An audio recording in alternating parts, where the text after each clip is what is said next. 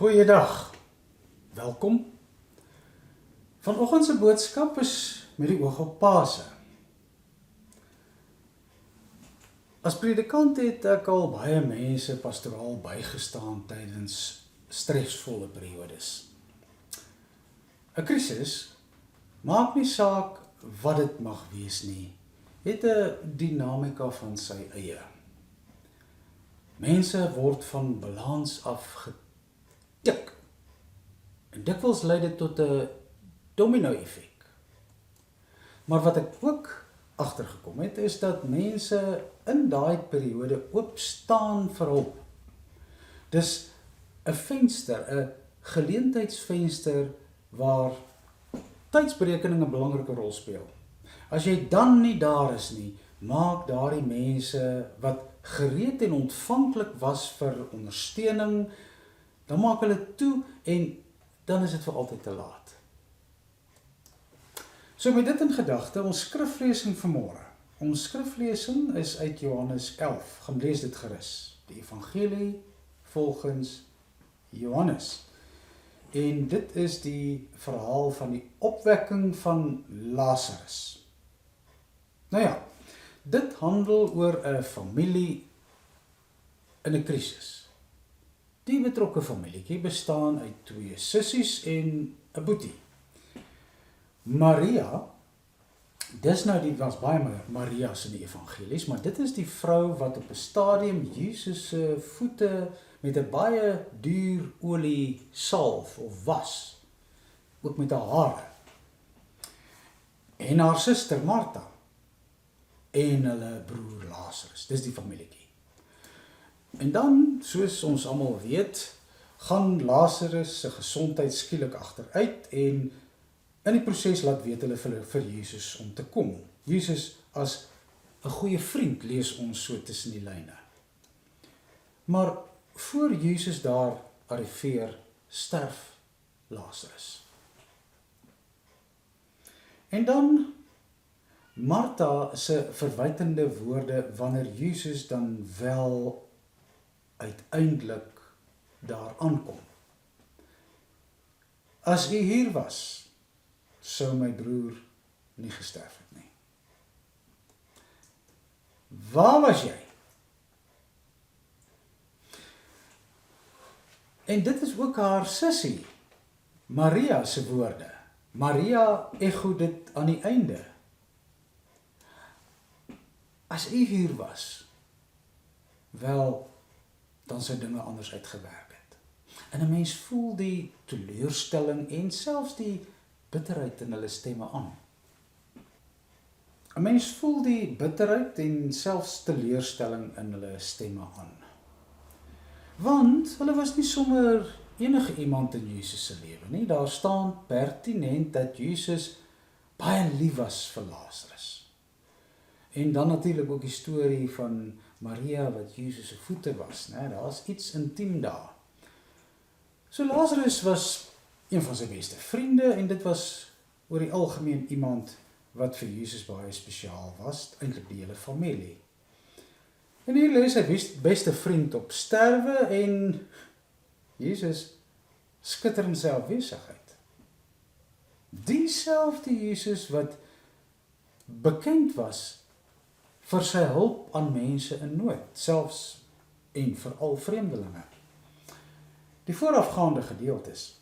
Hy genees 'n verlamde man wat 38 jaar by die bad van Bethesda gelê het, waar niemand vir daai man tyd gemaak het nie, maak Jesus vir hom tyd, né?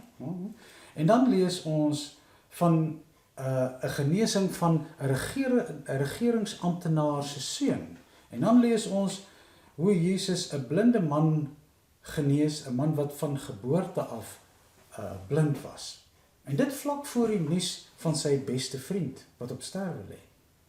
En om alles te kroon, wanneer Jesus te hore kom van Lazarus se ernstige siekte, vertoef hy nou sommer nog 2 dae langer voor hy uiteindelik vertrek.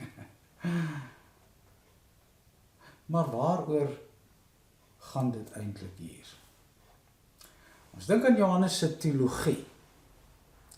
Johannes se teologie wat breedweg gaan oor geloof en ongeloof. Johannes wil vir ons deur hierdie verhaal eintlik 'n spieël voorhou. Spieël. Want dis ons ervaring ook. Ons is ook soms ontnugter. Ons is ook soms ongeduldig. Here, waar was jy?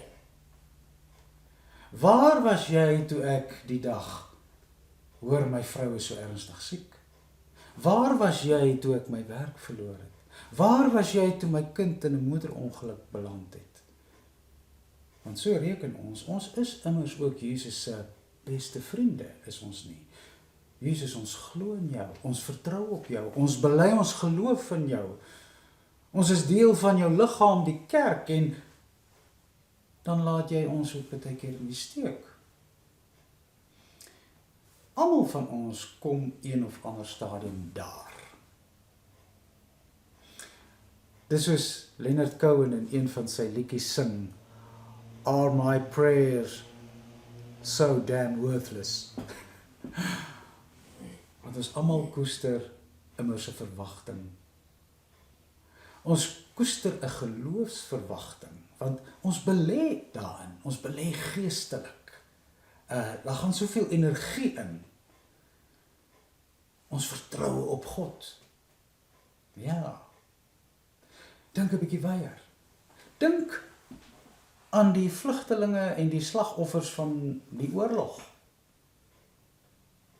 Waar is God in daardie stede waar mense tot 'n bietjie langer as 'n maand gelede kerk toe en skool toe en werk toe gegaan het soos ek en jy, stede waarvan daar nou net ruïnes oor is? Dink aan al die stemme uit daardie geweste, die stemme van die Martas en die Marias. As u hier was. En dit bly een van die grootste geloofstoetse waarvoor ons te staan kom. Kom ons noem dit ontnugtering.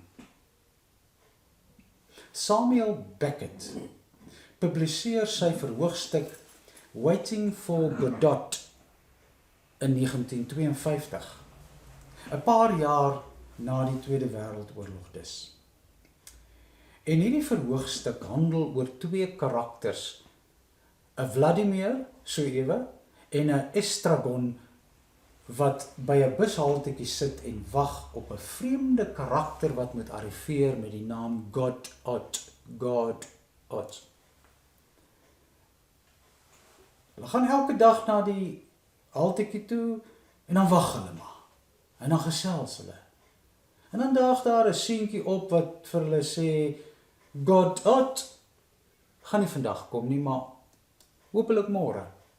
En so breek môre aan en presies dieselfde teleurstellings volg en op die ou eind gaan hulle maar huis toe. Waiting for Godot.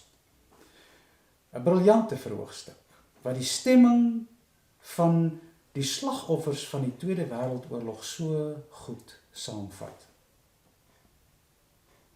Kom ons noem dit 'n eksistensiële ontnugtering. Daai stemming, daai verwyd van Martha en Maria.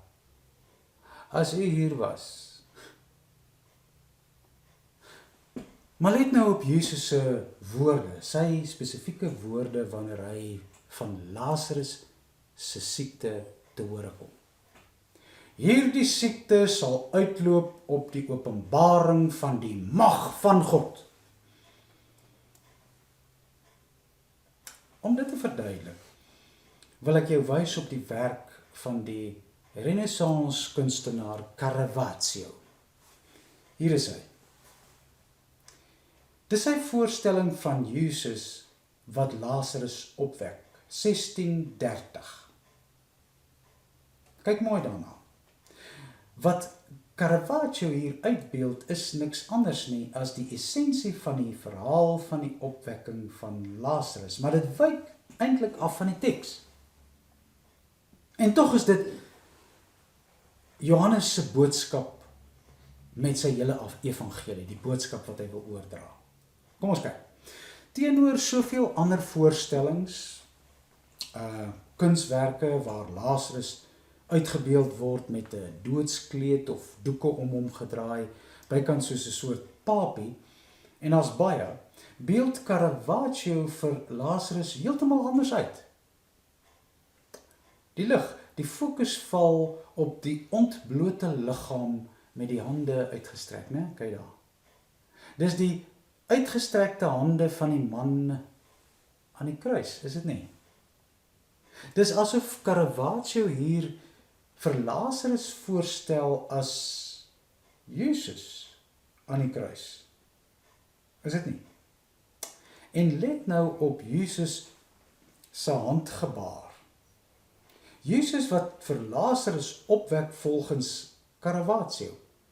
Onthou die teks, in die teks staan daar dat Jesus vir Lazarus geroep het, kom uit Lazarus. Watter handgebare gebruik 'n mens? Dit wat ek so pas gebruik het as jy iemand roep, kom. Maar Caravaggio stel Jesus anders voor hier. Hy wys Jesus met sy vinger. Jesus se vinger na Lazarus. Lazarus in die kruisigingsposisie. Goed, wat is die bedoeling hiervan? Die bedoeling is, Lazarus is ek, die gekruisigde. En hiermee vat Caravaggio die teologiese kern van die verhaal van die opwekking van Lazarus saam. Die verhaal dien as steierwerk vir die lydingsverhaal van Jesus wat bykans direk hierna volg. Want ook die Seun van God sou ontnugter word. Dit beeld ook sy gevoel van Gods verlatenheid uit. Albei opstandingsverhale dus. Maar in albei opstandingsverhale seëvier die hoop oor ontnugtering en lewe oor dood. En binne hierdie konteks van die Johannes Evangelie van geloof en ongeloof vind ons die boodskap wat ontsluit word. En dit kom basies op die volgende neer. Iemand het in die week dit vir my gestuur. Was 'n boodskap. 'n WhatsApp boodskap. Stress makes you believe that everything needs to happen right now. But faith ensures you that everything will happen at the right and perfect time. Dis geloof. Geloof is om te weet dat jou tyd is nie God se tyd nie. En wat jy reken die oplossing moet wees, is nie noodwendig hoe God daaroor voel nie. Dis die paasboodskap oor alle eeue heen. God gebruik sy tyd en op sy manier. Amen.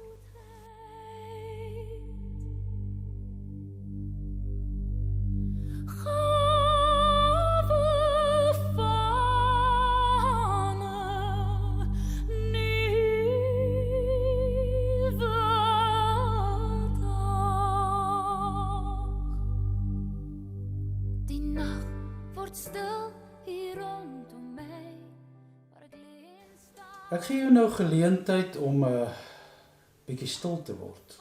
Net stil te word. 'n Stil gebed. Maar hier is die buitelyne van die gebed. Ons tema. God se tyd is nie jou tyd nie. En geloof is om te besef Alles gaan dalk nie nou gebeur soos jy dit wil hê nie, maar dit sal wel op die bestemde tyd gebeur. En as jy eendag terugkyk, sal jy verstaan hoekom. Van die nag se klou, wieg met 'n glimlag in 'n wolk se val. Onbepaald is die lyn tussen vrede en onrus so klein.